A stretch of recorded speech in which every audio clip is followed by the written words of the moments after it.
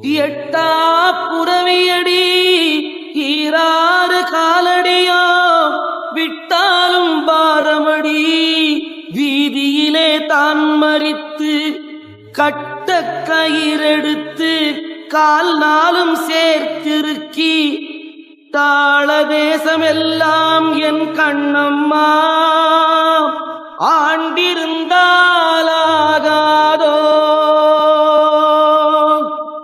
எட்டாத குதிரை, அதற்கு ஈராறு, மொத்தம் 12 கால்கள்.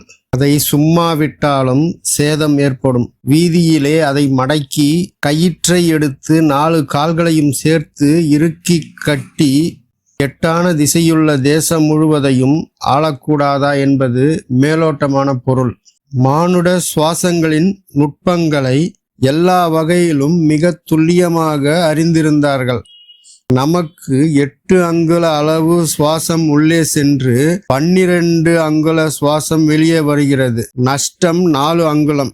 ஒவ்வொரு சுவாசத்திலும் 4 அங்குலம் சுவாசங்கள் அதிகமாக செலவழிகிறது. இவ்வாறு 4 அங்குலம் 4 அங்குலமாக நஷ்டப்படுகிறோமோ அவ்வளவுக்கு அவ்வளவு நமது ஆயுளை இழக்கிறோம். மானிட சுவாசத்தை எட்டா புறவியடி என்று கூறுகிறார். வெளியே போகும் சுவாசத்தை 12 அங்குல அளவை ஈராறு காலடியோ என்று குறிப்பிடுகிறார். இதை அப்படியே விட்டாலும் நஷ்டம் என்பதை விளக்காவிட்டாலும் பாரமடி என்றார். சுவாச பாதையை வீதி என்கிறார். பிராணாயாமம் செய்கின்ற போது உள்ளே இழுத்த மூச்சு காற்றை அடக்கி கும்பகம் செய்வது முறை. இது விளங்க கட்ட கயிறெடுத்து கால் நாளும் சேர்த்திருக்கி என்று பாடினார். இதனால் நஷ்டமாகும் 4 அங்குல சுவாசம் சரி கட்டப்படுகிறது.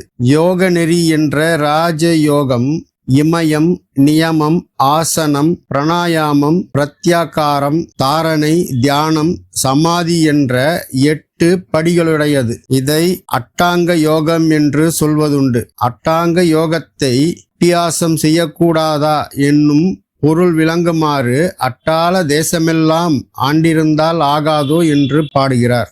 எட்டா புறவியடி ஈராறு காலடியோ என்று வெளியே போகும் சுவாசம் 12 அங்குலம் என்பதை அழகினி சித்தர் பாடுகிறார். எட்டா புறவியடி ஈராறு காலடியோ விட்டாலும் பாரமடி வீதியிலே தான் மறித்து கட்ட கயிறெடுத்து கால் நாளும் சேர்த்திருக்கி அட்டாள தேசமெல்லாம் என் கண்ணம்மா ஆண்டிருந்தாலாகாதோ.